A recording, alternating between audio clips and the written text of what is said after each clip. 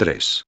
Para que el hombre sea su deudor eterno y, en testimonio de ello, arroje su corona a sus pies, el que está sentado en el trono, como lo hicieron aquellos. Apocalipsis 10, y podría clamar con estos mismos ancianos: digno eres, oh Señor, de recibir la gloria, la honra y el poder, etc.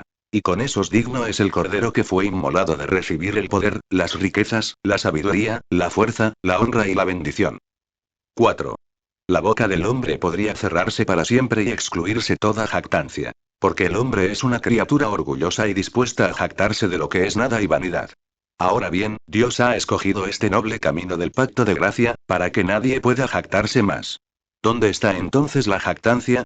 Está excluido. ¿Por qué ley? ¿Por la ley de obras? No, sino por la ley de la fe, dice el apóstol. 5. Para que todo sea seguro para el pobre creyente elegido. El Señor ya no permitirá que el estado de vida esté en manos de un hombre. Porque incluso Adán, en el estado de inocencia, no pudo usarlo bien, sino que naufragó y quedó en quiebra. Mucho más lo haría el hombre ahora, en este estado de pecado en el que se encuentra actualmente. Por eso Dios, por amor y ternura hacia sus elegidos, ha puesto todas sus acciones en la mano de Cristo, quien es más capaz de administrarlo, para la gloria de Dios y el beneficio del hombre, siendo fiel en todas las cosas y un siervo confiable, teniendo la plenitud de la deidad habitando en él corporalmente. Por tanto, dice el apóstol Rom. 16. Es por fe, para que sea por gracia. Hasta el fin, las promesas sean seguras para toda la descendencia. 6. Para que los creyentes puedan tener un gran consuelo, a pesar de toda la oposición de los enemigos internos y externos, cuando vean que ahora su vida está escondida con Cristo en Dios y que su vida está en su cabeza, no temerán tanto a los demonios y a los hombres de afuera, ni a sus propios corazones muertos y corruptos de adentro. Tercero, cuán imperdonables deben ser todos esos. 1. ¿Quién no se aferrará a esta vida, a Jesús, que es la vida segura, sí, la vida eterna? 2. Que buscan la vida de otra manera que por y a través de aquel que es la vida. 3. Quienes se oponen a esta forma de vida, y no solo rechazan sus ofertas, sino que resultan enemigos de ella y de todos los que la practican o la predican. Cuarto, aquí hay un fuerte estímulo para todos los que quisieran estar en el cielo, entrar en este evangelio, que es una forma de vida. Tales no deben temer que su salvación no avance. Que Satanás y todos sus adversarios hagan lo que puedan, todo el que entre en este camino vivirá. Porque el camino mismo es vida y nada más que vida. De modo que aquí se obvian todas las objeciones. La vida puede responder a todo. Si el creyente teme que nunca podrá vencer a través de las dificultades, morirá en el camino. O al desmayarse, sucumbir y desmayarse, deshonrar la profesión y finalmente caer y apostatar, o desesperarse y perder toda esperanza. Aquí está lo que puede responder y obviar todo. Yo soy la vida. ¿Y quién puede perecer en el camino que es el camino de la vida? Un camino vivificante, sí, el camino que es la vida misma. Sí, la vida de manera singular y eminente. Quinto. Aquí hay motivo de reprensión incluso para los creyentes que, aunque han venido a Cristo, no viven en Él como deberían, no caminan en Él con esa vivacidad y actividad que se requiere. Pero, 1. Apoyarse demasiado en el propio entendimiento, dones o gracias. Y pensar así en capear las tormentas y superar todas las dificultades, mientras que, si aquel que es la vida no sopla sobre nosotros, todo eso nos fallará en el día de la prueba.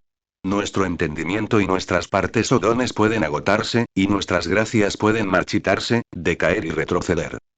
2. Descansar demasiado en los deberes, cuando en ellos deberían ir hacia aquel que es la vida.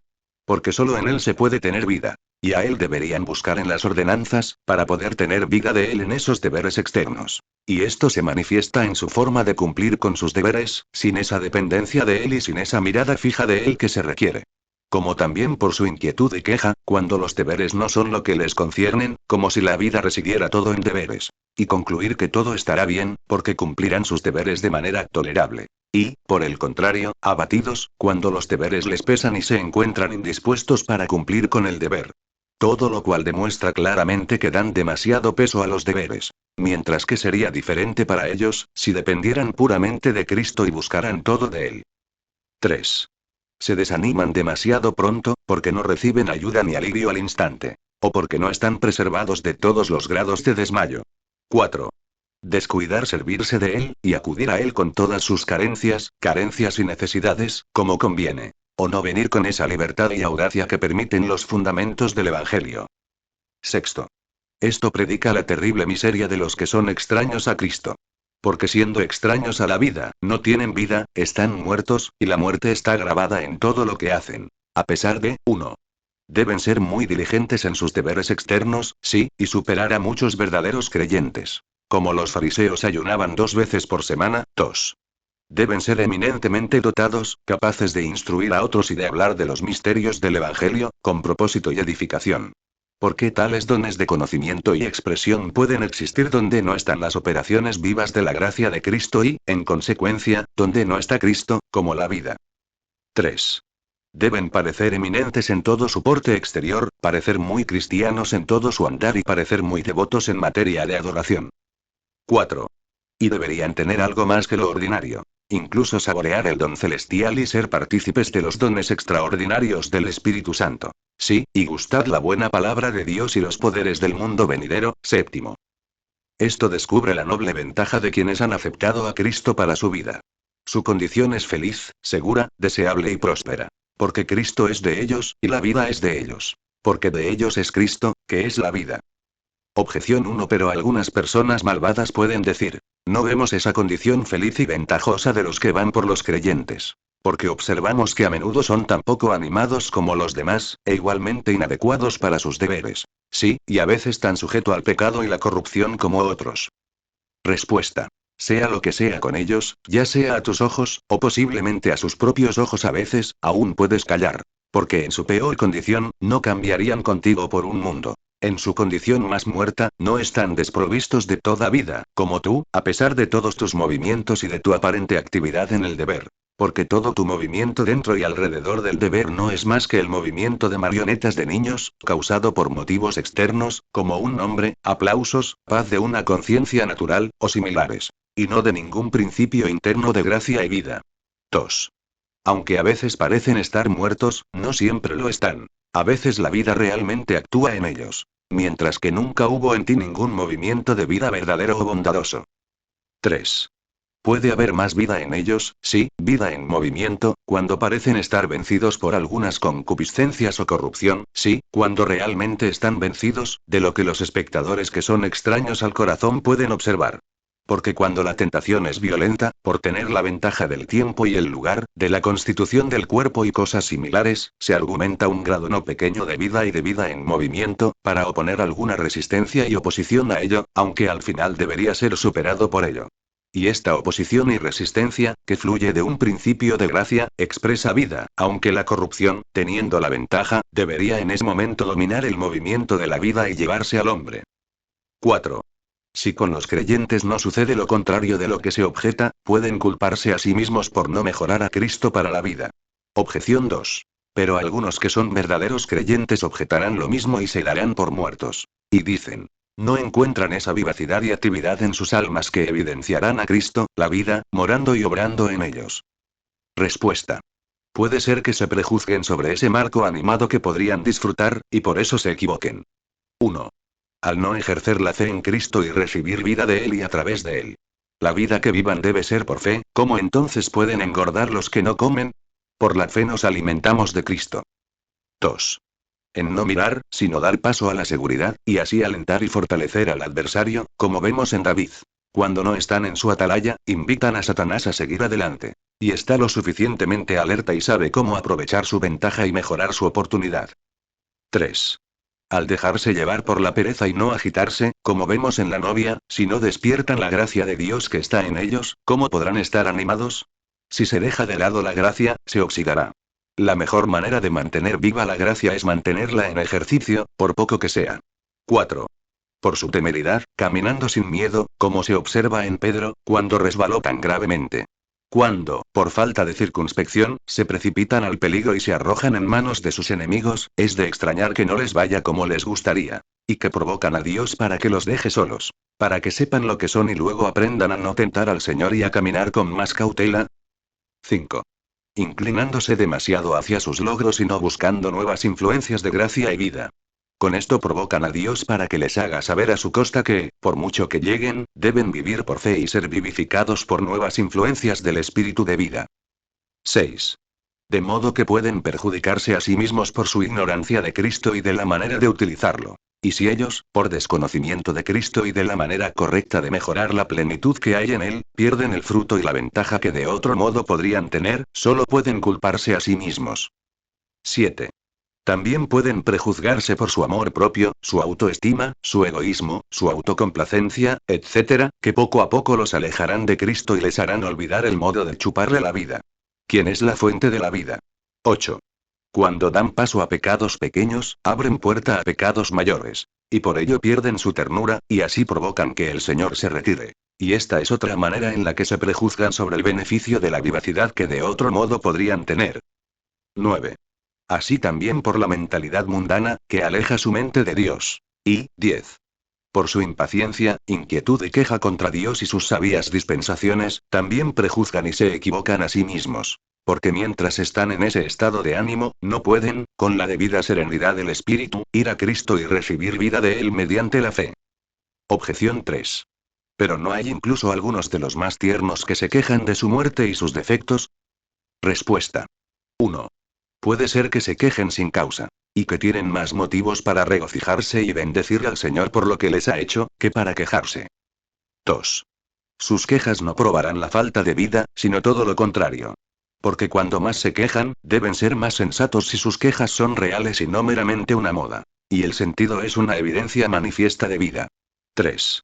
Se recordará que el Señor puede hacer que sus fracasos y deficiencias contribuyan al avance de su vida, como vemos que sucedió en Pedro. 4.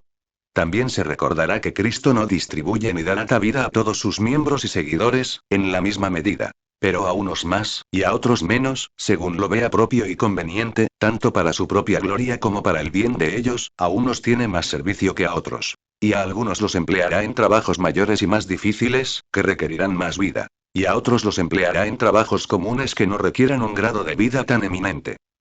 5. Y por la misma razón, puede considerar bueno dar a la misma persona mayor medida de gracia en un momento que en otro. 6. Y eso por razones sabias y fines nobles. Como, 1. Para que todos puedan ver cuán absoluto es Él en sus dispensaciones. Un soberano que hace de los suyos lo que quiere, y no nos dará cuenta de ninguno de sus caminos o comunicaciones. 2. Para que podamos aprender a ser sumisos y a inclinarnos silenciosamente ante Él, sea cual sea la medida que Él quiera dispensarnos. 3. Que podamos aprender a depender de Él más de cerca todo el tiempo, en todas nuestras formas de reconocerlo. 4. Para que aprendamos a ejercer la paciencia, que debe tener su obra perfecta, al esperarlo como un gran rey.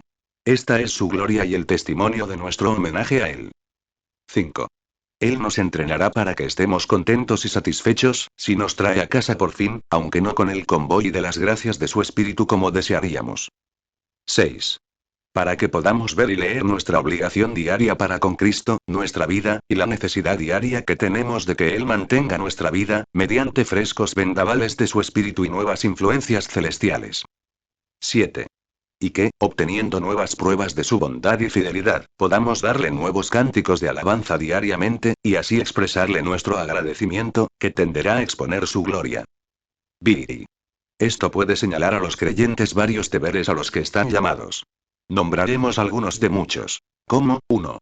Para que se regocijen y se consuelen al pensar en esto, que tienen un mediador tan completo, uno que está completamente equipado y ha hecho todas las cosas para ellos. No solo el camino y la verdad, sino también la vida.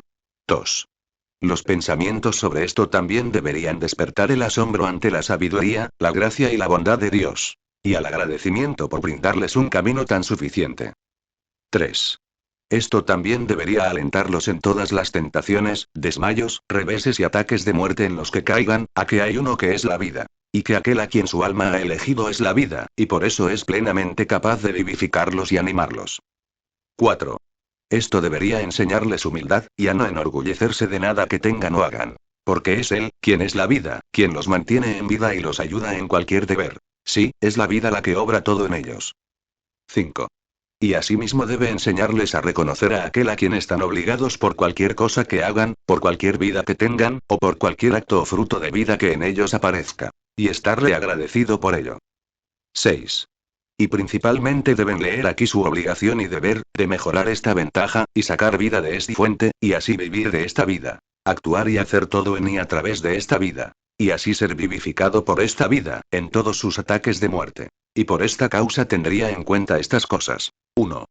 Que deben vivir en una convicción constante de su propia debilidad, muerte e incapacidad para realizar cualquier acto de vida por sí mismos. Y mucho menos para recuperarse de cualquier malestar y ataque de muerte en el que caigan.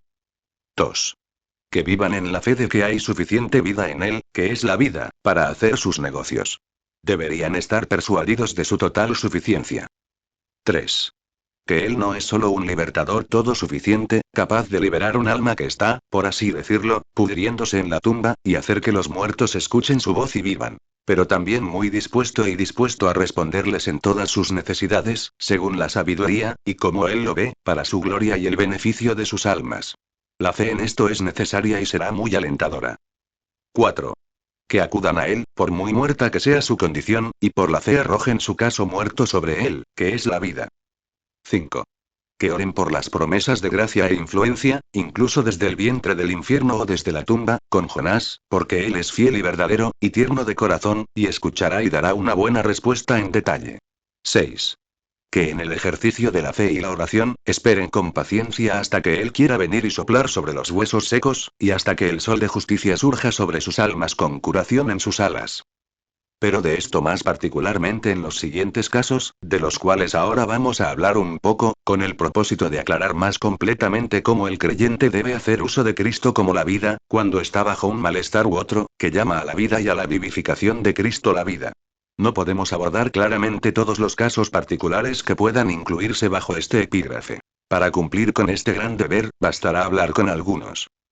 Capítulo 21. ¿Cómo usar a Cristo como vida? A veces el creyente se encuentra bajo tal malestar de debilidad y muerte, que casi no hay ningún deber ordenado que pueda cumplir. Su corazón y todo está tan muerto que no puede siquiera gemir bajo esa muerte. Sí, puede estar bajo tal decadencia que se observará poca o ninguna diferencia entre él y otros que todavía están en la naturaleza. Y no solo ser incapaz de cumplir activa y animadamente con los deberes ordenados, sí, o de luchar para salir de esa muerte. Pero también estar tan muerto que apenas tendrá ningún deseo o anhelo efectivo de salir de esa condición. Ahora, al hablar del uso de Cristo para vivificar en este caso muerto, haremos estas cosas. 1. Para aclarar el caso, mostraremos la probabilidad de que se produzca. 2. Cómo Cristo es vida para el alma en un caso como este. 3. Cómo el creyente debe hacer uso de Cristo para la vida, en este caso. Y, 4. Aclarar aún más el asunto respondiendo una o dos preguntas. En cuanto a lo primero, una enfermedad como esta puede sobrevenir al alma, 1. A través de alguna tentación fuerte y violenta desde afuera, encontrándose con alguna mala disposición del corazón interno, y sorprendiendo y dominando a la pobre alma, como vemos en David y Pedro. 2. Mediante la astucia y la artimaña de Satanás, robando insensiblemente al creyente que no está lo suficientemente vigilante, y cantándolo dormido poco a poco. 3. Por descuido, al no advertir al principio los inicios y primeros grados de esta muerte y agitación, cuando el corazón comienza a devolverse formal y superficial en los deberes, y a contentarse con un desempeño superficial, sin vida ni sentido. 4. Mediante tortura de conciencia, en asuntos ligeros y menores. Porque esto puede provocar que Dios deje dormir la conciencia, y así el alma se vuelva más insensible y tenga poco escrúpulo, al fin, en las grandes cosas. Y así la muerte puede llegar a su punto máximo, si Dios lo ordena así, para un castigo adicional para ellos, por su falta de ternura e incircunspección. 5. Al no agitarse y sacudirse ese espíritu de pereza y somnolencia, cuando se apodera de ellos por primera vez. Pero, para el perezoso, otro sueño más, y otro sueño, y cruzar las manos para dormir. 6. Continuar en algún pecado conocido y no arrepentirse de él puede provocar este malestar, como se puede observar en David. En cuanto al segundo particular, Cristo es vida para el alma en este caso. En eso, 1.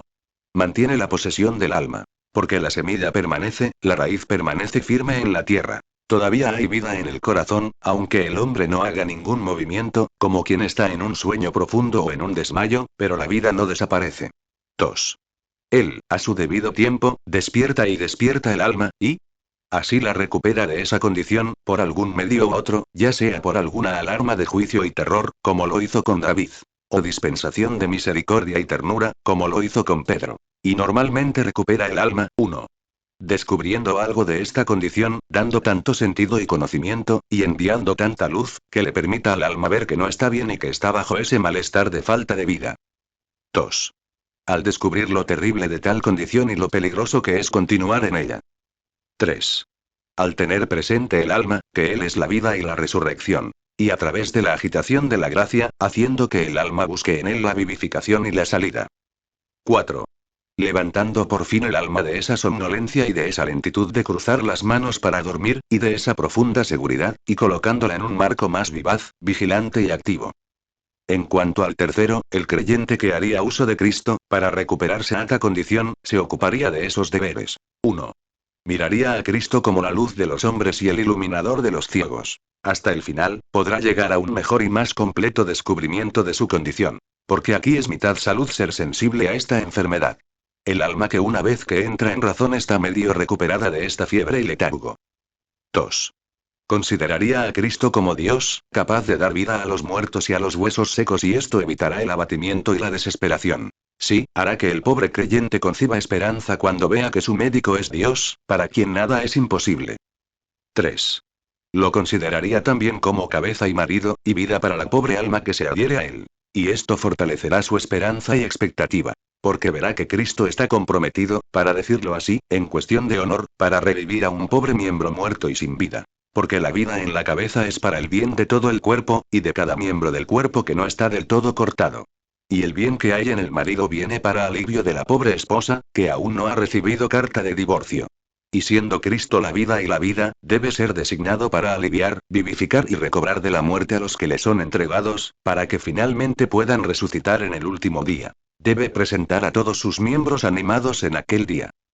4.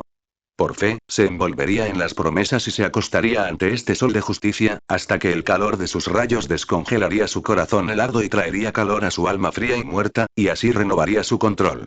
Aceptándolo como la vida y como su vida. Nos lo dice el mismo Cristo, que esta es la voluntad del Padre que lo envió, que todo el que ve al Hijo y cree en Él, tenga vida eterna, y Él lo resucitará en el día postrero. La fe cierra con Él, así como era el medio de vida al principio, así será el medio de recuperación de una enfermedad mortal después. 5. Se lamentaría por los pecados y provocaciones que descubre en sí mismo que han causado y provocado este malestar. El arrepentimiento y la tristeza según Dios por los males que el pecado de Cristo ha quitado a Cristo y la vida, es una manera de devolverle la vida. 6. Se aseguraría de no albergar ningún pecado conocido en su alma, sino de oponerse a todo mal conocido, como enemigo de la vida y la recuperación que busca. 7.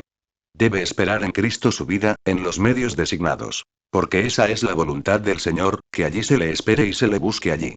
Hay pocas esperanzas de recuperación para aquellos que dejan de lado las ordenanzas.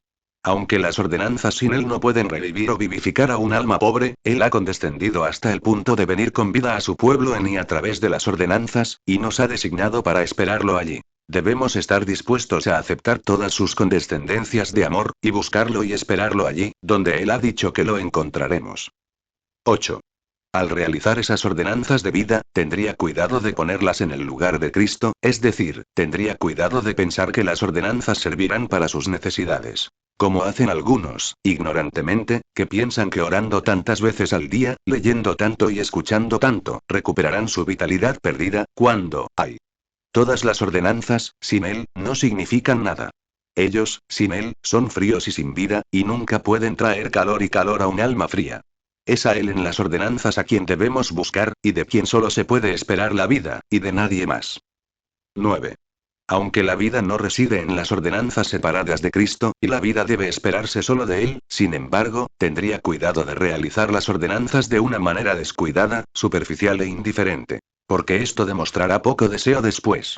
Vida, y traerá más muerte. Entonces, las ordenanzas deben llevarse a cabo con seriedad, diligencia y gran cuidado, sí, con tal seriedad como si la vida no girase en torno a las ordenanzas en absoluto. Esta es la forma correcta de proceder con las ordenanzas. 10. En todo esto debe esperar con paciencia, sin inquietarse ni reñir con Él por su retraso en llegar. Debe esperar con mucha humildad. A aquel que por su necedad ha perdido la vida por el pecado no le corresponde discutir ahora con Dios, porque Él no le devuelve la vida a la primera petición. Puede alegrarse si al final, después de larga búsqueda, espera y mucha diligencia, viene y le devuelve el gozo de la salvación, y si no se le hace permanecer postrado en cama todos sus días, como monumento de necedad al pecar. Perdió su vida, su fuerza y sus piernas mientras lo hacía. 11. debe tener cuidado de no ceder ante cualquier cosa que pueda aumentar o continuar esta muerte. Como la falta de ternura en su caminar, la falta de vigilancia, la negligencia y el descuido. Y sobre todo debe tener cuidado de no provocar a Dios pecando contra la luz. 12. También tendría cuidado de limitar al Señor a cualquier medida determinada de vida y fuerza. Porque no conviene a los mendigos ser talladores, y mucho menos a los mendigos que por necedad han pecado una buena parte. No le correspondía al pródigo buscar un nuevo patrimonio, después de haber arruinado el primero. Podría bastarle con convertirse en sirviente. 13. Utilizaría bien cualquier pequeña medida de vida que obtenga, para Dios y su gloria. Si obtiene un solo talento, debe usarlo para poder ganarlo. Décimos, usa miembros y ten miembros, usa fuerza y tenlo. Esta será la manera de conseguir más. 14. Estaría tomando los votos del Señor, y eso en el Señor, de caminar más vigilante en el tiempo venidero, encargando a todos, dentro y fuera, que no inciten ni provoquen al Señor para que se aleje más o lo asusten para que no venga al alma. En cuanto al último particular, si se pregunta, 1. ¿Qué puede hacer esa alma que no sea sensible a esta muerte y debilidad? Respuesta. Aunque no haya ningún sentimiento real de esta condición, puede haber una sospecha de que no todo está bien. Y si esto es así, el alma debe buscar en Cristo la vida de los sentidos y la visión de las provocaciones que han provocado esa condición. El que es la vida debe recuperar los principios mismos de la vida. Y cuando el alma logra una verdadera aprehensión y sensación de esta muerte, debe seguir el curso prescrito anteriormente para una recuperación. 2. Pero se preguntará, ¿cómo puede un alma actuar con fe en tal caso? Y si no puede actuar con fe, ¿cómo puede venir a Cristo y servirse de él? Respuesta. Es verdad que mientras el alma esté en ese caso, no puede actuar con una fe fuerte y viva. Sin embargo, puede actuar como una fe débil y enfermiza. Y una fe débil y enfermiza puede echar mano de un Cristo vivificante, y así traer más fuerza y vida al alma.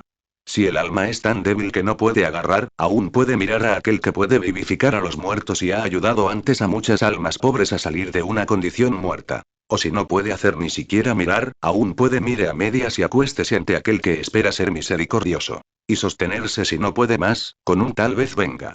3.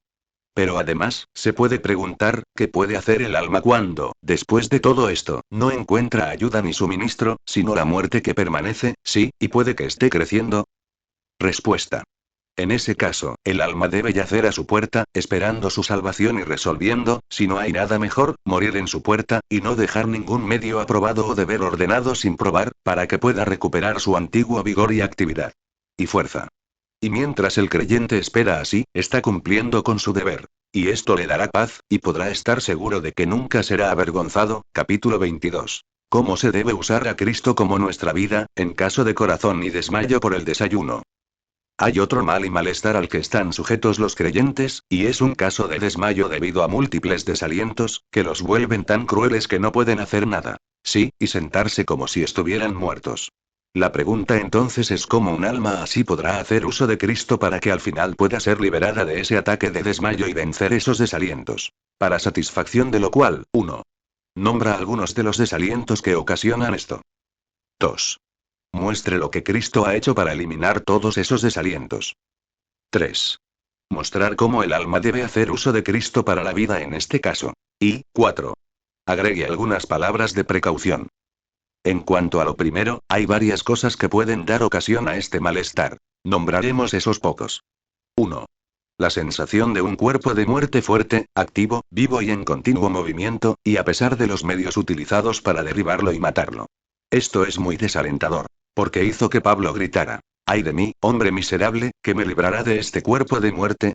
Es algo muy desalentador estar todavía luchando y, sin embargo, no obtener ningún alivio, aunque sea la victoria. Tener que ver con un enemigo que permanece siempre igual de fuerte, luchamos y nos oponemos como queramos, sí, no solo no se debilita, y mucho menos se vence, sino que crece en poder y prevalece. Y esto muchas veces afecta el corazón de los hijos de Dios y les hace desmayar. 2. Puede ser el caso de algunos que sean asaltados con extrañas tentaciones y azotes de Satanás que no son habituales. Esto hizo que Pablo clamara 3 veces, y si el Señor no le hubiera dicho que le bastaba su gracia, ¿qué habría hecho? De ahí que algunos de sus gritos en su queja. ¿Hubo alguna vez alguien tan tentado, tan agredido por el diablo como yo? Seguramente esta dispensación no puede dejar de ser muy aflictiva, triste y desalentadora. 3. La sensación de la verdadera debilidad de la gracia bajo medios activos, y a pesar de sus deseos y esfuerzos serios y fervientes por crecer en la gracia, no puede sino inquietarlos y desanimarlos. Porque pueden concluir fácilmente que todos sus dolores y trabajos serán en vano por cualquier cosa que puedan observar. 4. La falta de ingresos sensibles de alegría y comodidad es otra dispensación desfalleciente y desalentadora. Como el sentimiento de estos es algo que fortalece el corazón y es muy alentador, lo que hizo que David llorara tan fervientemente por ello, cuando una pobre alma que tiene el testimonio de su propia conciencia de que ha estado en cierta medida de sencillez de corazón y buscando honestamente el rostro de Dios durante muchos años, y sin embargo no puede decir que alguna vez supo cuáles eran esos ingresos de alegría. Y el significado de consuelo que algunos han probado en gran medida, no puede sino desanimarse y abatirse mucho, por no saber qué decir de sí mismo ni cómo juzgar su propio caso. 5. La falta de acceso a Dios en sus discursos es otra cosa desalentadora para el corazón. Cumplen con el deber de la oración con esa medida de seriedad y rectitud de corazón que pueden lograr, al menos este es su objetivo y esfuerzo, y, sin embargo, se encuentran con una puerta cerrada rápidamente, cuando lloran y gritan. Él excluye su oración, mientras la iglesia se queja, esto seguramente les afectará profundamente, y hará que a veces sus corazones desfallezcan. 6. La falta de libertad y libertad en sus discursos a Dios es otra cosa que causa dolor y desmayo. Van a orar, pero su lengua se les pega al paladar. Están angustiados y no pueden desahogar su corazón. 7. La persecución exterior que acompaña al camino de la piedad, y las aflicciones que acompañan a los que viven piadosamente, son otra cosa desalentadora, tanto para ellos mismos que están bajo aflicciones, como para otros que lo oyen y lo ven. Por lo cual el apóstol desea fervientemente que los efesios no desmayen ante su tribulación. 8. Las dispensaciones agudas y dolorosas del Señor por el pecado, como hacia David, Sal. Li. O fuera de su soberanía, para pruebas y otros fines, como en el caso de Chop, es también algo desalentador y desgarrador, y algo que hará que los gigantes fuertes rugan y desmayen, y se consideren a sí mismos como hombres muertos, como vemos en estos dos eminentes hombres de Dios. En cuanto a la segunda cosa, Cristo es vida para el creyente en este caso, al haber hecho lo que con razón puede soportar todos estos desalientos, y al haber hecho tanto para eliminarlos o debilitarlos. Sí, y para llevarlos a todos, lo que puede aclararse en una palabra en cuanto a cada uno. 1. En cuanto al cuerpo de la muerte, que se mueva en el creyente tan rápido como quiera o pueda, ya está muerto, y toda esa lucha no es más que la lucha de un hombre en los dolores de la muerte. Porque nuestro viejo hombre está crucificado con Cristo, y el creyente está muerto al pecado y resucitado legalmente con él, pero de esto hablé abundantemente arriba. 2. En cuanto a que Satanás perturba al pobre creyente, a través de Cristo también él es un enemigo vencido. Ha vencido al que tenía el imperio de la muerte, es decir, al diablo. 3. En cuanto a esa debilidad sentida de la gracia, eso no es motivo de desánimo, mientras viva aquel que puede hacer saltar al cojo como un ciervo, y puede hacer brotar aguas en el desierto y arroyos en el desierto. Y da fuerza al cansado, y aumenta las fuerzas a los que no tienen fuerzas. De modo que los que esperan en el Señor renovarán sus fuerzas, y levantarán alas como las águilas. Correrán y no se cansarán, y caminarán y no desmayarán, porque en Él están todas las promesas sí y amén, para que no desmayen por esto, ni se desanimen. Porque la obra que comenzó la terminará, y acelerará el camino. Sal. Xix. 37. 4. En cuanto a la falta de ingresos sensibles de alegría y comodidad, ha prometido enviar al Consolador, a su debido tiempo, como aquel a quien su Padre consuela, así consolará él a los suyos, en el pacto se promete gozo y alegría. Pero además, aunque mantiene estas influencias de alegría y consuelo, apoya otro camino. La viva esperanza del cielo puede sostener el corazón bajo toda esta necesidad. Porque allí el alma tendrá plenitud de gozo y deleites para siempre. Allí no habrá lágrimas ni tristeza. 5. En cuanto a la falta de acceso a sus oraciones, posiblemente se culpen a sí mismos, porque él, por sus méritos, abrió la puerta. Y se ha convertido, para decirlo así, en amo ujier del pobre alma, para conducirla al Padre, para que por él tengamos acceso, sí, valentía y acceso mediante la fe en él. Y él es nuestro abogado. Y, como nuestro abogado, se ha ido al cielo antes que nosotros. Y allí vive para siempre para interceder, ¿y qué más se puede hacer para conseguirnos el acceso? O para movernos y animarnos a venir con valentía al trono de la gracia, para alcanzar misericordia y encontrar gracia para ayudar en el momento de necesidad. 6. En cuanto a esa falta de libertad y libertad en la oración, él también ayuda a eso. Porque hace cantar a los mudos, y hace hablar elegantemente la lengua del tartamudo, puede ensanchar el corazón y ayudar al alma de derramar su corazón ante Dios. 7. En cuanto a la persecución exterior, fácilmente puede quitarle el desánimo, dando con ella el 100 por 1, apoyándolo debajo y brindándole seguridad a través de él. Cuando su presencia esté con ellos a través del fuego y del agua, ¿qué puede preocuparles? Y cuando hace que abunden sus consolaciones, ¿qué puede desanimarlos? ¿No has cantado en los mismos fuegos? ¿Y se regocijó en todas sus aflicciones? El reposo del Espíritu de Dios y de la gloria, de que habla Pedro, es lo suficientemente cómodo. 8. En cuanto a todas aquellas dispensaciones severas mencionadas en último lugar, habiendo quitado de todos el aguijón, incluso de la muerte, quitando el pecado, y comprando la bendición y el amor del Padre, habiendo hecho la reconciliación por su sangre, todas esas dispensaciones fluyen del amor, incluso las que parecen más agudas, siendo infligidas por el pecado, como vemos, de modo que aquí no hay motivo para desmayarse o desanimarse tanto como para abandonar el asunto.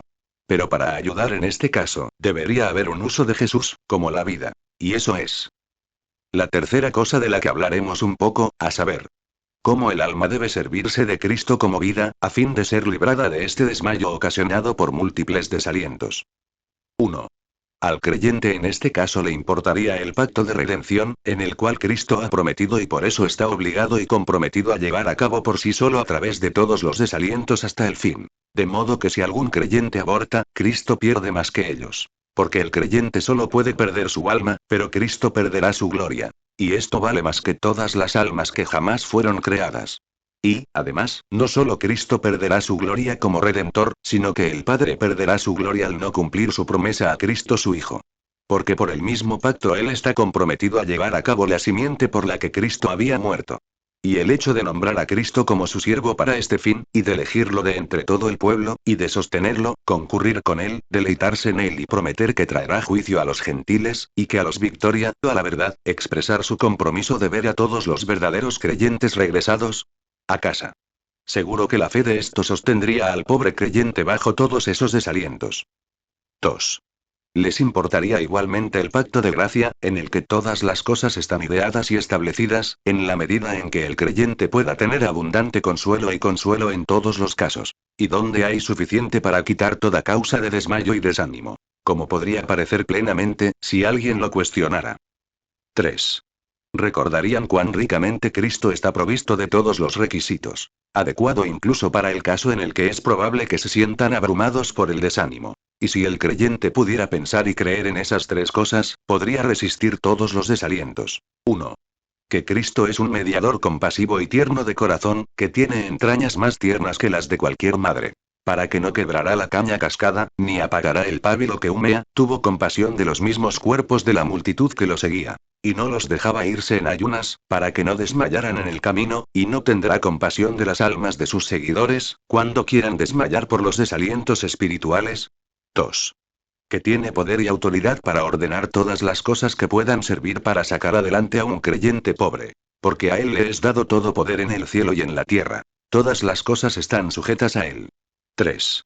Que tiene una gran disposición y disposición en muchos aspectos para ayudar a sus seguidores en sus necesidades. Por supuesto, si se creyera firmemente en estos tres, el creyente no podría desmayar, teniendo a Cristo, que es tierno y amoroso, y está dispuesto a ayudar, y además es capaz de hacer lo que quiera, a quien acudir y acudir en busca de suministro. 4. Aceptarían a Cristo en todas sus relaciones que fortalecen el corazón y reconfortan el alma, como un tierno hermano, un pastor cuidadoso, un sumo sacerdote compasivo, un esposo amoroso, una cabeza compasiva, una raíz que comunica la vida, un rey todo suficiente, etc., cualquiera de los cuales es suficiente para sostener la cabeza y consolar el corazón de un alma caída, desanimada y desmayada. Mucho más, que todos ellos den un fuerte consuelo para sostener y reanimar al alma que vacila y desfallece por el desánimo. Oh. Si pudierais mejorar y reflexionar correctamente sobre los pensamientos de las relaciones reconfortantes y que aceleran el corazón. Nuestros corazones no nos fallarían tanto como lo hacen. 5. Lo mirarían como ahora en gloria, quien como cabeza y capitán de la salvación ha luchado y vencido todas las dificultades y desalientos que había en su camino, y en nombre y representación de todos los creyentes que son sus seguidores y miembros de su cuerpo. Ahora posee gloria, y de allí extraigo una conclusión reconfortante y fortalecedora para el alma. ¿Ha entrado en la gloria como cabeza? Entonces un gusano tan pobre, pusilánime y desanimado como yo, podrá finalmente llegar allí como un pedacito de su cuerpo, sobre todo porque dijo que, viviendo él, todos los suyos vivirán también. 6. Recordarían cómo Cristo, que siempre fue oído de su Padre, suplicó por esto, como mediador e intercesor de su pueblo, diciendo: Padre, quiero que donde yo estoy, también los que me has dado, estén conmigo, etc. No puede el pobre creyente de corazón pusilánime que está mirando a Jesús sacar de esto una conclusión que aviva el corazón y alienta el alma y dice: aunque mis oraciones sean cerradas y cuando llore pidiendo alivio bajo mi desánimo, no obtener audiencia. Pero, al contrario, mis desalientos crecen, y mi corazón desfallece más. Sin embargo, Cristo siempre fue escuchado, y el Padre no le dirá que no. ¿Por qué entonces no puedo levantar mi cabeza con esperanza y cantar en la esperanza de la gloria de Dios, en medio de todos mis desalientos? 7. Por la fe, echarían sobre Cristo todos sus desalientos, enredos y dificultades, como cargas demasiado pesadas para sus espaldas, y los dejarían allí con aquel que es el único que puede eliminarlos. Y, además, resuelva nunca darse por vencido, sino seguir adelante con sus fuerzas, y así volverse cada día más y más fuerte en resoluciones, propósitos, deseos y esfuerzos, cuando ya no puedan hacer más. 8. Mirarían a Jesús, el autor y consumador de la fe, y lo presentarían ante ellos como una copia de la valentía, quien por el gozo puesto delante de él, soportó la cruz, menospreciando el oprobio, y soporta la contradicción de pecadores contra sí mismo, y esto puede resultar un medio para evitar que nos cansemos y desmayemos en nuestra mente, como el apóstol insinúa allí. 9. Recordarían que Cristo, yendo delante, como capitán de su salvación, les ha roto el hielo y la fuerza y la fuerza de todos esos desalientos, como lo hemos demostrado últimamente. De modo que ahora deberían ser considerados como desalientos quebrantados e impotentes. 10. Fijarían sus ojos por fe en Jesús, como si fuera el único capaz de hacer sus negocios, de sostener la cabeza, de guiarlos a través de los desalientos, de aplicar cordiales a sus corazones desfallecidos, y permanecer fijos en esa postura y resolución, mirando por fortalecer y alentar la vida desde Él, y solo desde Él. Y así declarar que, 1. Son incapaces por sí mismos de resistir tales tormentas de desaliento y de luchar contra tales dificultades. 2. Creen que Él solo es capaz de sostenerlos, llevarlos a cabo y hacerles despreciar todos esos desalientos que el diablo y sus propios corazones malvados reúnen contra ellos. 3. Que pase lo que pase, no abandonarán el trato. Nunca recordarán ni retirarán su suscripción y consentimiento al pacto de gracia, y a Cristo, como suyo, ofrecido en Él, aunque mueran y mueran. De nuevo, por cierto. 4. Que de buen grado serían mantenidos en el camino y ayudados a avanzar sin fallar ni desmayarse en el camino. 5. Que no pueden atravesar muros duros, no pueden hacer cosas imposibles, no pueden atravesar desalientos tan poderosos. 6. Que aún a través de él pueden hacer todas las cosas. 7. Que debe ayudar, o se irán y nunca superarán todas estas dificultades y desalientos, sino que un día u otro morirán a manos de Saúl. 8. Que esperarán, buscarán fervientemente su ayuda, llorarán por ella y la buscarán, y decidirán no darse nunca por vencidos, y si se sienten decepcionados, estarán decepcionados. Ahora, para el último detalle, una palabra de precaución, tomemos estos. 1. No pensarían estar completamente libres de desmayos, porque aquí no hay perfección, y queda mucha carne y corrupción, y eso ocasionará desmayos. 2. Tampoco pensarían estar libres de todas las causas y ocasiones de este desmayo, a saber, los desalientos mencionados anteriormente, o similares. Porque si el diablo puede hacer algo, producirá desalientos, tanto internos como externos. Para que establecieran su resolución de afrontar los desalientos. Porque pocos o ninguno fue alguna vez al cielo sin tener muchas tormentas en el rostro. Y no deben pensar en tener un camino allanado para ellos solos. 3. No estudiarían demasiado ni se concentrarían demasiado en los pensamientos de esos desalientos. Porque esa es la ventaja de Satanás y tiende a debilitarse. Pero sería mejor mirar más allá de ellos, como lo hizo Cristo, cuando tuvo que luchar con la cruz y la vergüenza, miró hacia el gozo que tenía delante. Y eso le hizo soportar la cruz y despreciar la vergüenza. Y como lo hizo Moisés, cuando tenía aflicciones y la ira del rey contra la cual luchar. Tuvo respeto por la recompensa del galardón, y por eso soportó como si viera al invisible. 4. Recordarían que así como Cristo tiene entrañas tiernas, está lleno de compasión y está listo y es capaz de ayudarlos. También es sabio y sabe expresar mejor sus misericordias. Él no es como una madre tonta y afectuosa, que arriesgaría la vida del niño antes de causarle algún dolor. Él ve lo que es mejor para su propia gloria y para el bien de ellos aquí y en el futuro. Y eso lo hará con mucha ternura y prontitud. 5. Considerarían que no es poca misericordia si, a pesar de todos los desalientos y tormentas que azotan sus rostros, se les ayuda a mantener la cara en lo alto de la colina y están firmes en su resolución, sin estar nunca dispuestos a volver la cabeza. Regresar al camino de Dios, pero continuar avanzando sigilosamente, cualesquiera que sean las tormentas que encuentren. Sí, por este motivo deberían bendecir de todo corazón su nombre y regocijarse. Porque vivirá el corazón de los que le buscan. 6. Recordarían, para animarse, que así como muchos han sido ayudados a superar todos los desalientos y han sido llevados a casa por fin, así también podrán superar todas esas tormentas con las que ahora luchan. Es la gloria del mediador llevar a salvo a la orilla su barco roto, desgarrado y hundido. Ahora llego a un tercer caso, y es, capítulo 23. ¿Cómo hacer uso de Cristo como vida cuando el alma está muerta en cuanto al deber? A veces el creyente estará bajo tal malestar, que será tan incapaz e incapaz de cumplir con cualquier deber ordenado, como lo está un hombre muerto, o uno desmayado, para trabajar o emprender un viaje. Y sería bueno saber cómo se debe utilizar a Cristo como vida, para que el alma enferma sea librada de esto. Por esta causa consideraremos esas 4 cosas. 1. Vea cuáles son los distintos pasos y grados de este malestar. 2. Considera de dónde viene, o cuáles son las causas u ocasiones de la misma. 3. Considere cómo Cristo es vida para el alma en un caso tan muerto. Y 4. Señale la forma en que el alma utiliza a Cristo para ser liberada de aquí. En cuanto al primero, este malestar se presenta en varios pasos y grados. Bastará mencionar algunos de los principales y más destacables pasos. Como 1. Hay una caída de nuestra vigilancia y ternura. Y cuando abandonamos nuestra torre de vigilancia, invitamos y animamos a Satanás a atacarnos, como se dijo antes. 2. Hay un cumplimiento del deber, pero de manera perezosa, cuando amamos y buscamos el bienestar carnal, y buscamos maneras de cumplir el deber, de manera tal que sea menos molesta para la carne, como lo hizo el cónyuge, Kant. Y 1. Cuando buscó a su amado en su cama. 3. Hay un hecho de permanecer al margen y no animarnos a una forma activa de cumplir con el deber, de lo cual se queja el profeta, cuando dice: no hay quien se anime a apoderarse de ti. 4. Se da paso a la somnolencia espiritual y al malestar en los deberes y en el camino de Dios. Duermo, dijo el cónyuge, y me he quitado la túnica, etc. Sabía que no estaba bien, pero tenía sueño, pero no se sacudió el sueño, sino que se recompuso, se quitó el abrigo, se lavó los pies y se acostó a dormir. 5. Hay una satisfacción y contentamiento con su condición, ya que pensamos que estamos bastante bien, al menos por ese tiempo. Y así fue conducido el cónyuge en aquel lugar antes mencionado. Estaba tan lejos de estar insatisfecha con su condición, que más bien expresó satisfacción con ella. 6.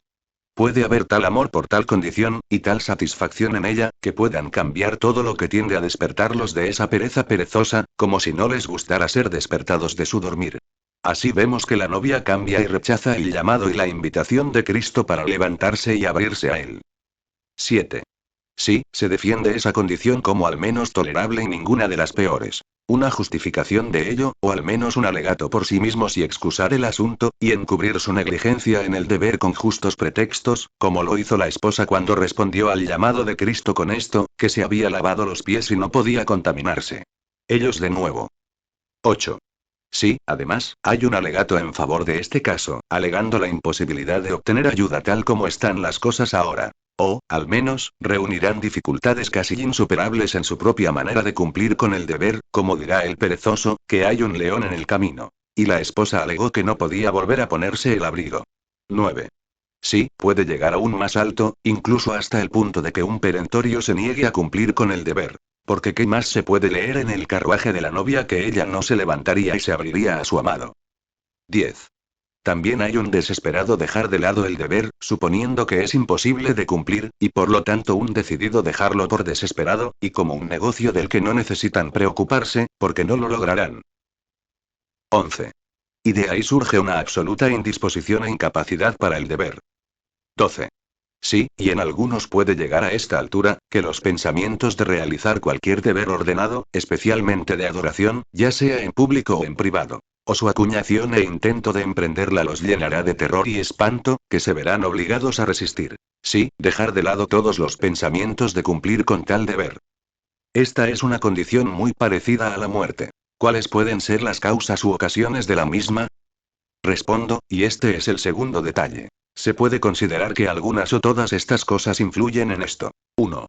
No hay que preocuparse por mantener un corazón tierno, pero volverse flojo, relajado y descuidado en el cumplimiento de los deberes cristianos puede provocar tal malestar.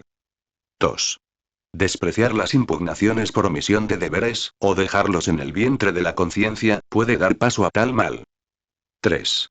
Dar paso a la carnalidad y la formalidad en los deberes es un medio fácil para introducir este mal. Porque cuando el alma se vuelve carnal o formal en el cumplimiento de los deberes no tienen el lustre espiritual que tenían, y el alma se cansa más pronto de ellos, al no ver en ellos tanta conveniencia ni provecho. 4. Cuando las personas se ahogan en las preocupaciones del mundo, se ocasionan esta muerte. Porque entonces los deberes no solo no se cumplen con entusiasmo, sino que se consideran una carga y el hombre se cansa de ellos. Y de ahí viene a descuidarlos. Y al continuar descuidándolos, contrae aversión de corazón hacia ellos. Y luego sigue una total incapacidad e indisposición para deshacerse de ellos. 5. Satanás tiene aquí una mano activa, conduciendo con sus artimañas y artimañas de un paso a otro. 6. También debe observarse aquí la mano de un Dios soberano, dando paso a esto, sí, y ordenando los asuntos en su justicia y sabiduría de modo que tales personas sufran tal indisposición, y eso con fines sabios y santos. Como, 1. Que mediante tal dispensación pueda humillarlos, que posiblemente antes se envanecían, considerándose lo suficientemente aptos para cumplir con cualquier deber, por difícil o peligroso que sea, como Pedro, que se jactaba tanto de su propia fuerza. Ya que no pensó en nada al dar su vida por Cristo y morir con él. Y, sin embargo, al final llegó a la conclusión de que no podía o no se atrevía a decirle la verdad a una doncella. 2. Para castigar un pecado espiritual con otro. 3. Para dar advertencia a todos para que velen y oren, y ocupen su salvación con temor y temblor, y no sean altivos, sino con temor. 4. Para que a ese modo, en su juicio justo y recto, pueda poner un obstáculo ante algunos, hasta romperles el cuello, cuando, por esta causa, rechacen y se burlen de toda religión. 5. Que pueda dar pruebas detalladas de su admirable habilidad para recuperarse de tal malestar, que ninguna carne tenga motivos para desesperarse, en la condición más muerta en la que pueda caer. 6. Y para mostrar, a veces, qué soberano dispensador de vida es y cuán libre es en todos sus favores. En cuanto al tercer particular, ¿cómo Cristo es vida en este caso? Respondemos. 1. Manteniendo posesión del creyente, incluso cuando parece estar más muerto. Y mantener la vida en la raíz, cuando no hay frutos que aparecen ni florecen, y apenas hay hojas verdes que evidencien la vida. 2. Soplando el carbón de la gracia en el alma, a su tiempo y modo, y poniendo fin al invierno, y enviando la época del canto de los pájaros, una época primaveral de vida. 3. Soltando las ataduras con las que antes estaba sujeto, ensanchando el corazón con deseos de cumplir con el deber. De modo que ahora se levanta voluntariamente de su cama de seguridad y se sacude alegremente su somnolencia, su lentitud y su antigua falta de voluntad. Y ahora con buena disposición y alegría emprende el deber. 4. Enviando influencias de vida y fuerza al alma, mediante las cuales las ruedas del alma funcionan con facilidad, siendo aceitadas con esas influencias divinas. 5. Y esto lo hace tocando el corazón y despertándolo con su espíritu. Cuando levantó a la esposa de su lecho de seguridad y pereza, poniendo su mano en el agujero de la puerta, entonces sus entrañas fueron movidas por él y así vuelve a poner la fe en la obra, teniendo la llave de David para abrir el corazón. 6. Al descubrir la maldad de sus caminos y procederes anteriores, excita el corazón hacia la tristeza y el remordimiento piadosos por lo que se hace, haciendo que sus entrañas se muevan de dolor y tristeza, por haberlo deshonrado y entristecido de tal manera. 7. Poniendo así al alma a trabajar para hacer lo que antes no podía ni quería hacer. Y así fortalece el alma en el Señor, y en el poder de su fuerza y capaz de correr y no cansarse, y de caminar y no desmayarse. 8. Al descubrir la gran recompensa de galardón que viene, y la gran ayuda que tienen a mano, en el pacto y las promesas del mismo, y en Cristo su cabeza y Señor. Él hace que la carga sea ligera y el deber fácil.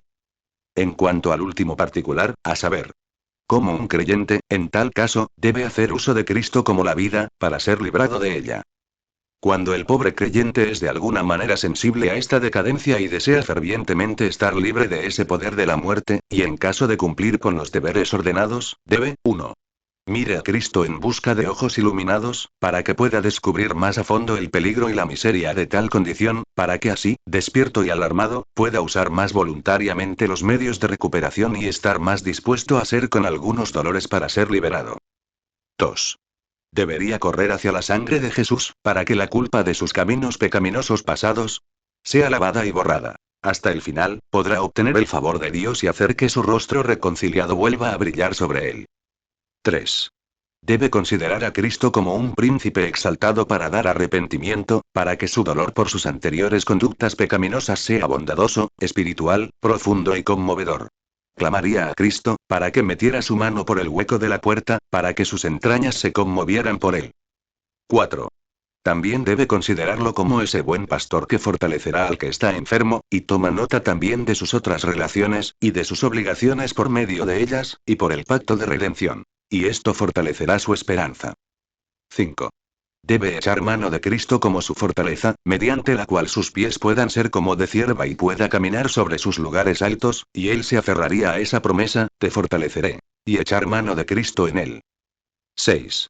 Habiendo hecho esto, debe emprender cada deber ordenado, en la fuerza de Jesús, buscando ayuda y suministro en Él, de quien proviene toda su fuerza, y aunque no encuentre la ayuda y asistencia que esperaba, todavía no debe desanimarse, sino continuar, y cuando ya no pueda hacer más, ofrecerse tan dispuesto a cumplir con su deber, como si tuviera fuerzas. 7. Debe estar abierto y dispuesto a recibir las influencias de fuerza que él, que es la cabeza, considerará oportuno dar en su propio tiempo, manera y medida. Y esto implica estos deberes. 1. Que deben protegerse cuidadosamente contra los males mencionados anteriormente, que provocaron este malestar. Tales como descuido, falta de ternura, falta de vigilancia, pereza, seguridad carnal, formalidad y falta de seriedad, etc. 2. Que deben tener cuidado de no dar paso al desaliento o concluir el asunto sin esperanza e irremediable. Porque eso es desalentador para el alma y una provocación tentadora de Dios. 3. Que deberían ejercer la gracia de la espera paciente. 4. Que deberían estar esperando el uso de los medios designados y, por lo tanto, frotando el miembro muerto y frío ante el fuego, hasta que se caliente. 5. Que deberían mantener todas las velas izadas, esperando el vendaval del espíritu, que debería hacer navegar su barco. 6. Que deberían mirar solo a él, que ha prometido ese espíritu vivificante. Y esperando pacientemente su tiempo libre, sin limitarlo a ningún tiempo definido. 7. Que deberían valorar y estimular cualquier pequeño comienzo que exista. 8. Que reciban con gran alegría cada movimiento del espíritu y mejoren cada ventaja de ese tipo, golpeen el hierro cuando esté caliente y mantengan en marcha las ruedas del alma una vez puestas en movimiento, y así ser reacios a contristar al buen y santo Espíritu de Dios o para apagar sus movimientos, si estos deberes fueran honrados y cumplidos, en él y en sus fuerzas, nadie puede decir que tan pronto se producirá un cambio en el alma. Pero si se les pregunta qué pueden hacer aquellos para quienes el pensamiento mismo del deber y el objetivo de cumplirlo son motivo de terror. Respuesta. Puede ser que algo, si no mucho, de eso pueda surgir de un malestar corporal, que ocasiona la alteración del cuerpo, al aprehender minuciosamente cualquier cosa que sea importante y de importancia, de modo que no puedan soportar verse muy afectados con cualquier cosa. Pero dejando esto a otros, recomendaría a tal alma estos deberes. 1.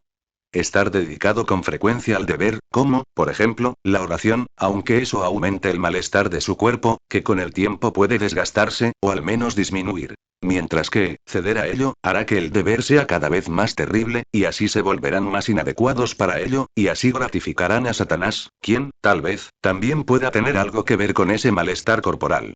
Cuando la pobre alma esté así acostumbrada o habituada a intentar cumplir el deber, al final no le parecerá tan terrible como antes. Y así es posible que el cuerpo no se altere tan pronto como antes. 2. Cuando tal persona ya no puede hacer más, debe mantener su amor por el deber y sus deseos tras él frescos y vivos, y no debe permitir que se extingan por completo. 3. Debe utilizar mucho las jaculatorias frecuentes y las breves súplicas lanzadas a Dios. Porque estos no causarán tal impresión en el cuerpo, y por lo tanto no ocasionarán que surja y despierte el malestar corporal, como posiblemente lo harían los discursos más solemnes a Dios en oración. 4. Si no puede ir a Cristo con confianza, para sacar de él vida y fuerza, según su necesidad, aún puede mirarlo, aunque sea de lejos. Y puede pensar en él y hablar de él con frecuencia, y observará de cerca todo lo que le señale o le recuerde algo de él. 5. Tales almas no deben ceder a pensamientos desesperados, como si su caso fuera totalmente inútil y sin esperanza. Porque eso es una reflexión sobre el poder y la habilidad de Cristo y, por lo tanto, es provocador y deshonroso para él. 6. Que Cristo, y todo lo suyo, sea siempre precioso y encantador para ellos. Y así deberían mantener abierto un espacio en sus corazones para Él, hasta que se complace en venir a ellos con la salvación. ¿Y quién puede decir cuándo vendrá? Pero basta de esto. Hay un cuarto caso de muerte del que hablar, y es, capítulo 24. ¿Cómo hará uso el alma de Cristo, como la vida, que está bajo el poder prevalente de la incredulidad y la infidelidad? Para que podamos ayudar a aclarar un poco a una pobre alma en este caso, lo haremos. 1. Vea cuáles son los distintos pasos y grados de este malestar. 2. Considere cuáles son las causas del mismo. 3. Muestre cómo Cristo es vida para un alma en tal caso. Y 4. Dar algunas instrucciones de cómo el alma en ese caso debe hacer uso de Cristo como vida, a fin de ser librada de él. Y, en primer lugar, hay muchos pasos y grados de este malestar. Mencionaremos algunos. Como, 1. Cuando no pueden venir con confianza y sacar de él por fe lo que exige el caso de su alma. No pueden sacar con alegría aguas de los pozos de la salvación, pero mantente alejado y ten pensamientos celosos de él. Este es un grado de incredulidad que da paso a más. 2. Cuando no pueden afirmar y confesar con confianza su interés en él, como lo hizo la Iglesia, diciendo: He aquí, Dios es mi salvación. Confiaré, no temeré, porque el Señor Jehová es mi fortaleza y mi cántico. Él también ha sido mi salvación. 3. Cuando se preguntan mucho si alguna vez realmente se han aferrado a Cristo y, por lo tanto, no pueden acudir a Él para satisfacer sus necesidades y necesidades. 4. Cuando, además, preguntan si Dios les permite y les garantiza venir a Él y apoderarse de Él. Sí, y piensan que tienen muchos argumentos para mantener su incredulidad y justificar su alejamiento de Cristo. 5. O, cuando, si lo miran, es con una mezcla de temores infieles de que no serán mejores, o al menos dudan de si les beneficiará o no. 6. Esta incredulidad avanzará más, y pueden llegar a eso, no solo para concluir que no tienen parte ni porción en él, sino también para concluir que su caso es desesperado e irredimible. Y así dicen que ya no hay esperanza, ellos son cortados por su parte y así yacen como muertos y desamparados. 7. Sí, pueden llegar más alto y desahogar algunos pensamientos y expresiones desesperadas de Dios, para gran escándalo de los piadosos y deshonra de Dios. 8. Y aún más, pueden llegar hasta ese punto, cuestionar todas las promesas y clamar con David, en su prisa, que todos los hombres son mentirosos. 9. Sí, pueden llegar a esto, a considerar que todo el Evangelio no es más que un montón de engaños y una fábula astutamente ideada, o meras nociones y fantasías. 10. Y por fin llegamos a preguntarnos si hay un Dios que gobierna en la tierra. Estos son grados y pasos espantosos de este horrible malestar, y suficientes para hacer temblar toda carne. Veamos a continuación de dónde viene esto. Las causas de esto podemos reducirlas a 3 cabezas. Primero, el Santo Señor tiene mano santa en esto, y tiene fines y designios nobles ante Él en este asunto. ¿Cómo? 1. El Señor puede pensar bien en ordenar las cosas de esta manera, para magnificar su poder y gracia, al rescatar a aquellos que fueron devueltos al mismo borde del infierno, y que a muchos les parecían estar perdidos y desaparecidos irremediablemente. 2. Que al castigarlos así, por ceder a los primeros movimientos de incredulidad, podría advertir a todos que se protejan contra tal mal, y que no fomenten ni den lugar a quejas infundadas, ni admitan objeciones, movidas contra su condición por el demonio. 3. Advertir a todos que caminen con cautela y que ocupen su salvación con temor y temblor, sin saber lo que les sucederá antes de morir. 4. Enseñar a todos a caminar humildemente, sin saber qué ventaja puede obtener de ellos Satanás incluso si todo se hace. Y ver su necesidad diaria de Cristo para fortalecer su fe y mantenerlo firmemente aferrado a Él. 5. De modo que al Señor le parezca bien prescindir de algunos, para poder dar una prueba completa de su maravillosamente grande paciencia y longanimidad al soportar a tales y a aquellos durante tanto tiempo. 6. Como también para demostrar su soberanía, al medir sus dispensaciones con las suyas, como ve, se glorificará más a sí mismo. Además, Satanás tiene una mano activa en esto. Para, 1. Él levanta nubes y nieblas en el creyente, de modo que no puede ver la obra de Dios dentro de sí mismo, y por eso se le hace clamar que no tiene gracia, y que todo eran engaños e imaginaciones que él miraba. Sobre como gracia antes. 2. Él suscita en ellos celos de Dios y de todos sus caminos, y pone un brillo y una construcción falsos en todo lo que Dios hace, con el fin de confirmarlos en sus celos, que han bebido de Dios. 3. Habiendo ganado este terreno, trabaja sobre su corrupción con gran ventaja. Y así los empuja del mal a peor, y no solo a cuestionar su perfecto interés en Cristo, sino también a abandonar toda esperanza para el tiempo venidero. 4. Hecho esto, lleva el alma aún más lejos y la llena de prejuicios contra Dios y sus gloriosas verdades. Y a partir de esto puede fácilmente hacer que cuestionen a todos.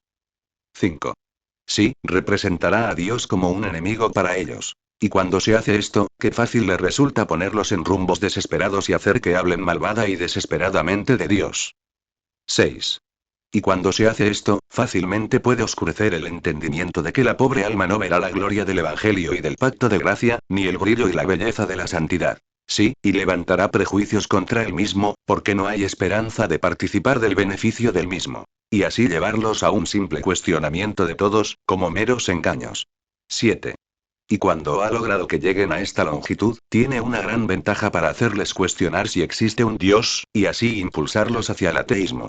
Y así, engañosamente, puede llevar el alma de un paso a otro. Pero, en tercer lugar, hay muchas causas pecaminosas de esto dentro del yo del hombre. Como, 1. Orgullo y altivez de ánimo, al pensar que su montaña es tan fuerte que no se puede mover. Y esto provoca que Dios oculte su rostro, como dice el Salmo 30. 2. La confianza en sí mismos, concomitante del orgullo, al creerse tan arraigados que no pueden ser sacudidos, cuando les sería mejor caminar con miedo. 3.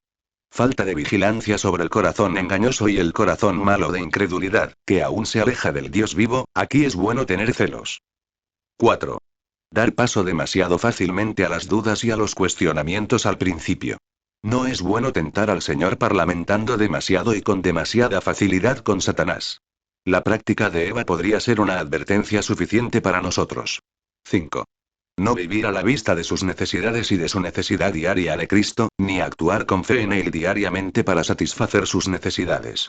Y cuando no se usa la fe, puede oxidarse y debilitarse, y al final llegar a no ser discernida. 6. Tener pensamientos celosos de Dios y escuchar con demasiada facilidad cualquier cosa que pueda fomentarlos, aumentarlos o confirmarlos. 7. No deleitarse y morar con placer en los pensamientos de Cristo, en sus oficios, en el Evangelio y en las promesas. De modo que estos llegan a perder su belleza y gloria en el alma, y no tienen el brillo que alguna vez tuvieron. Y esto abre la puerta a muchas travesuras. 8. En una palabra, no caminar con Dios según el Evangelio, provocando al Señor a que los entregue a sí mismos por un tiempo. Llegamos ahora al tercer particular, que es mostrar cómo Cristo es vida para la pobre alma en este caso. Y para aclarar esto, considere, 1. Que Cristo es el autor y consumador de la fe y así, como reprendió la incredulidad al principio, puede reprenderla nuevamente. 2. Que Él es el gran profeta que aclara el Evangelio y todo lo que es necesario que sepamos, sacando a luz la vida y la inmortalidad por el Evangelio y manifestando así el brillo y la belleza del Evangelio. 3. Él trae las promesas al alma, en su realidad, excelencia y verdad, siendo el testigo fiel y el amén y el que confirma las promesas, para que todas sean sí y amén en él, y esto sirve para afirmar el alma en la fe, y para disparar pensamientos de incredulidad. 4. Así él, por su espíritu, disipa las nieblas y las nubes que Satanás, por incredulidad, había levantado en el alma. 5.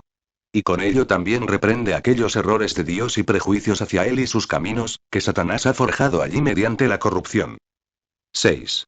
Se descubre a sí mismo como ayuda pronta en tiempos de angustia, y como esperanza y ancla de salvación, y un sacerdote que vive para siempre para interceder por los pobres pecadores. 7. Y por la presente aclara a la pobre alma una posibilidad de ayuda y alivio. Y así reprende la desesperación o la previene. 8. Él se manifiesta como la médula y la sustancia del Evangelio. Y esto hace que cada línea del mismo sea agradable y hermosa para el alma, y así los libera de los prejuicios que tenían al respecto. 9. Así, al manifestarse en el Evangelio, revela al Padre, para que el alma llegue al conocimiento de la gloria de Dios en la faz de Jesucristo y esto salva al alma del ateísmo. 10. Cuando el alma no puede agarrarlo ni mirarlo, sin embargo, él puede mirar al alma y por su amor vivificar y revivir el alma, y calentar el corazón con amor hacia él, y finalmente moverlo e inclinarlo dulcemente hacia él. Abierto a él. Y así agarrar y sujetar fuerte a una oveja perdida, sí, y traerla de nuevo a casa. ¿Pero qué debe hacer un alma en tal caso? A esto, que es el cuarto particular del que se habla, respondo. 1. Que deberían luchar contra los males mencionados anteriormente, que provocaron o ocasionaron este malestar. Hay que poner fin a esos humores malignos. 2. Deben tener cuidado de volver a sentar las bases de un conocimiento sólido de Dios y de sus gloriosas verdades reveladas en el Evangelio, y trabajar por la fe en la verdad y veracidad de Dios. Porque hasta que esto suceda, nada puede estar bien en el alma. 3. Deben estar completamente convencidos de la traición, el engaño y la maldad de sus corazones, para que vean que no es digno de confianza, y que puedan tener celos de ello y no escucharlo tan fácilmente como lo han hecho. Especialmente viendo que Satanás puede impulsarlo a hablar en su beneficio. 4. Deben recordar también que es la ayuda divina la que puede recuperarlos, y hacer que se aferren a las promesas y se apoderen de ellas de nuevo, como al principio, y que por sí mismos no puedan hacer nada. 5.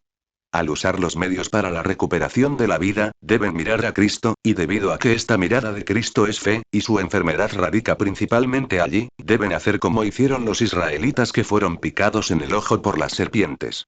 Miraron a la serpiente de bronce con el ojo herido y picado. Lo mismo deberían hacer con una fe enfermiza y casi muerta, agarrarlo, y con un ojo casi sacado y ciego, mirarlo, sabiendo lo listo que está.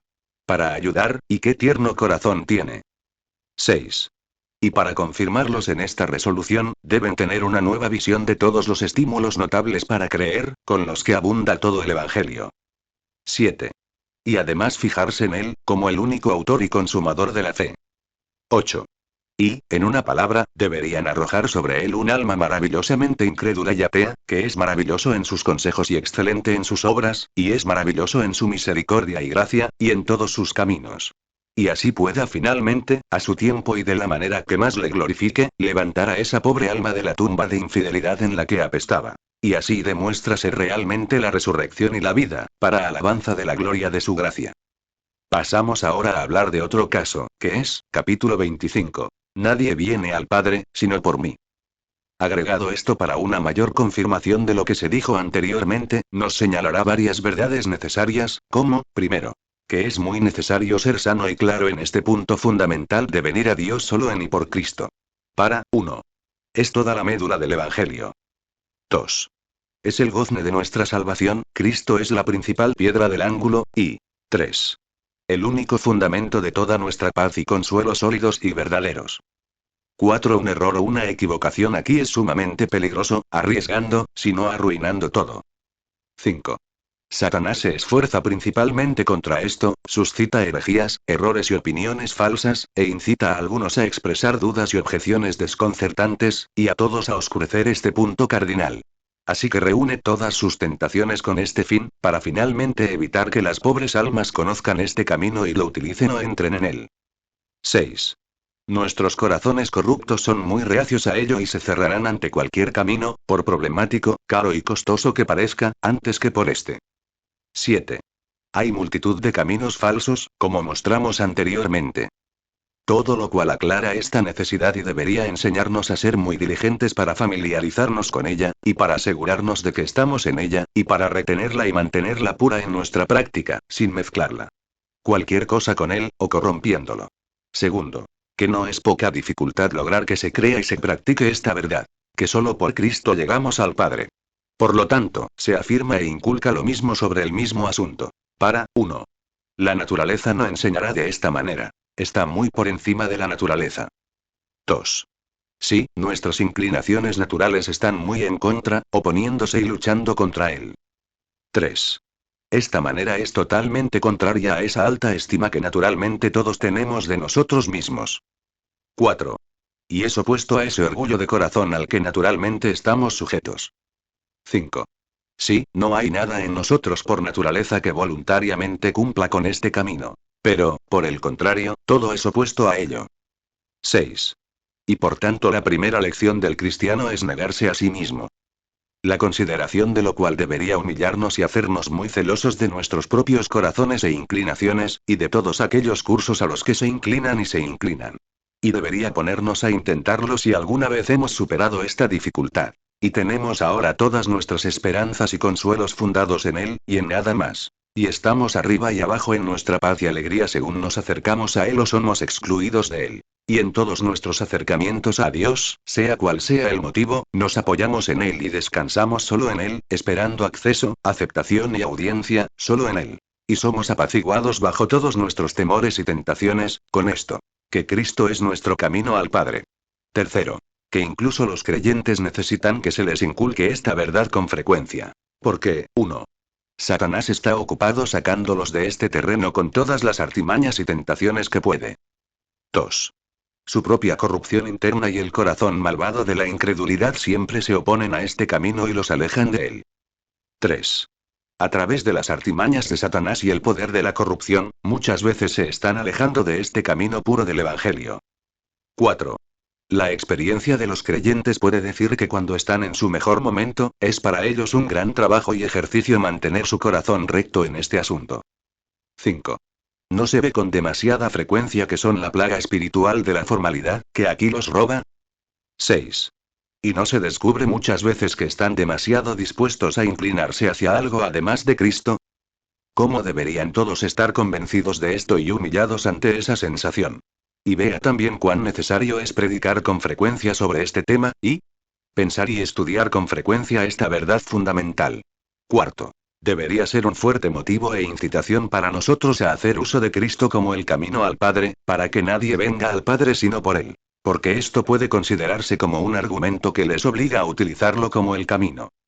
Quinto. Descubre el fundamento de esa verdad, que son pocos los que se salvan, porque nadie viene al Padre sino por Él. Pocos, con respecto al mundo entero, alguna vez oyen hablar de Él. Y de los que oyen hablar de Él, pocos tienen la verdadera manera de emplearlo y aplicarlo, como les aclara el camino al Padre. Y además, de aquellos a quienes se les ha predicado la verdad, tal como es en Jesús, cuán pocos van a Él y se sirven de Él según la verdad, y creen y practican la verdad. Sexto. Que solo en Cristo y por Cristo debemos venir, 1. Al conocimiento del Padre. Porque nadie conoce al Padre sino el Hijo. Y solo Él, que salió del seno del Padre, lo revela. 2.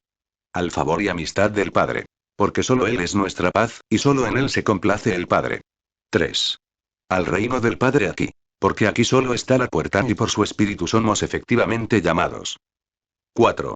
Al reino del Padre de arriba. Porque solo Él ha abierto esa puerta, y ha entrado en el lugar santísimo, como nuestro precursor, y ha ido a preparar un lugar para nosotros. 5. Solo por Él debemos dirigirnos al Padre en nuestras súplicas, en nuestra acción de gracias, y alabanza. 6.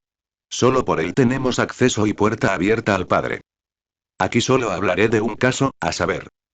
Capítulo 26. ¿Cómo debemos usar a Cristo al ir al Padre, en oración y otros actos de adoración? En resumen, para responder a esta pregunta, estableceré esos detalles. 1. Debería haber un sentido vivo de la distancia infinita que hay entre el gran Dios y nosotros, criaturas finitas, y aún más entre el Espíritu Santo y nosotros, miserables pecadores. 2. Se debe considerar a Cristo como el gran pacificador, que a través de su muerte y sus méritos satisfizo la justicia y reconcilió a los pecadores con Dios. Para que ahora podamos mirar a Dios ya no como un enemigo, sino como reconciliados en Jesús. 3. Debería haber, al menos a veces, un cierre real más formal y explícito con Cristo como nuestro, cuando desempeñamos tales deberes, y siempre una aceptación implícita y virtual de Él como nuestro mediador, o un apego habitual a Él y apoyándonos en Él como nuestro mediador y pacificador. 4. Deberíamos estar atentos a Él como nuestro gran sumo sacerdote que ahora vive para siempre para interceder por nosotros y mantener abierta la puerta del cielo. Por lo cual el apóstol presiona a los hebreos a venir con valentía al trono de gracia. 5. Debería haber un aferramiento a Él incluso en referencia a ese acto particular de adoración, y un asidero sobre Él, para hablar así, como nuestro amo Ujier para llevarnos de la mano al Padre, conscientes de nuestra propia indignidad. 6. Debe haber una inclinación confiada hacia Él al acercarnos, y por eso debemos acercarnos a Él sin miedo ni desconfianza. Y eso a pesar de que no encontramos nuestras almas en tan buen estado como desearíamos, sí, y la culpa nos mira a la cara. 7.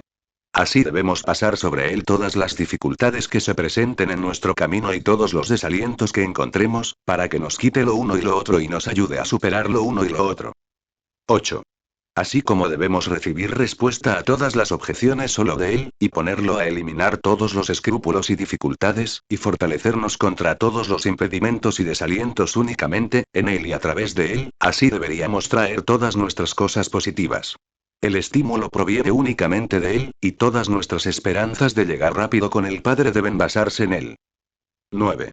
Debemos esperar toda nuestra bienvenida y aceptación ante el Padre solo en y por Cristo, y no esperar nada de nada en nosotros mismos, ni de nuestras gracias, buen estado, preparación o cualquier cosa por el estilo. Así que no debemos fundar nuestra aceptación ni nuestra paz y satisfacción en nosotros mismos, ni en nada de lo que tenemos o hacemos. Ni debemos concluir nuestra exclusión o falta de aceptación, porque no comprendemos nuestro marco tan bien como debería ser. Por lo tanto, no debemos basar nuestra aceptación en el correcto desempeño de nuestros deberes, porque eso no es Cristo. 10. Debemos tranquilizarnos únicamente con Él en todos nuestros acercamientos, sea cual sea la vivacidad que encontremos o extrañemos en el deber. Nos sentimos demasiado contentos cuando los deberes nos van bien y, por otro lado, nos preocupamos cuando no es así. Y la razón de todo esto es que nos apoyamos demasiado en nuestros propios deberes y no nos tranquilizamos solo en Él. Y de ahí que a menudo nos quedemos tranquilos cuando cumplimos con el deber, aunque no nos hayamos encontrado con Él allí ni hayamos hecho uso de Él como era necesario. Todo nuestro consuelo, paz y tranquilidad deben basarse únicamente en Él. 11. Debemos acudir a Él para que elimine todos los desalientos que Satanás arroja en nuestro camino mientras realizamos tal o cual adoración, para hacernos retroceder o hacernos avanzar lenta y débilmente. Y echándolos todos sobre Él, sigamos adelante en nuestro deber. 12. Debemos buscar todos nuestros retornos y respuestas solo en Él y a través de Él, y depositar todo el peso de nuestras esperanzas y expectativas de una buena respuesta solo en Él. Por precaución, agregaría una palabra o dos. 1.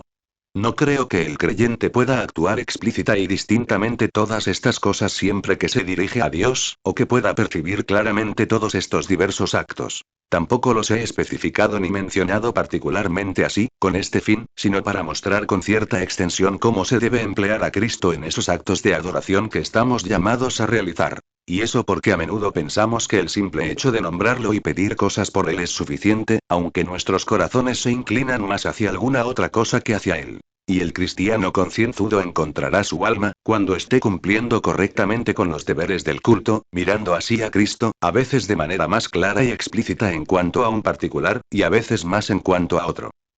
2. Aunque el creyente no puede actuar claramente con fe en Cristo de todas estas maneras, cuando cumple con los deberes ordenados de adoración, debe asegurarse de que su corazón esté encaminado hacia Cristo, como la única base para su acercamiento y aceptación con Él. Y de ser escuchado por el Padre. Y tener su corazón en un marco tan habitual de descansar en Cristo, que realmente pueda confiar en Él en todas estas formas, aunque no se disciernen claramente. 3. A veces el creyente será llamado a ser más distinto y explícito al mirar a Cristo y descansar en Él, en cuanto a un particular, y a veces más en cuanto a otro. Cuando Satanás lo disuade de ir a Dios porque es infinitamente santo, y él mismo no es más que un pecador, entonces es llamado a actuar con fe en Cristo como mediador que hace la reconciliación entre Dios y los pecadores. Y cuando Satanás los disuade de acercarse a Dios, debido a su falta de interés en Dios, entonces deben actuar con fe en Cristo, abrazarlo según el Evangelio, descansar allí y así acercarse.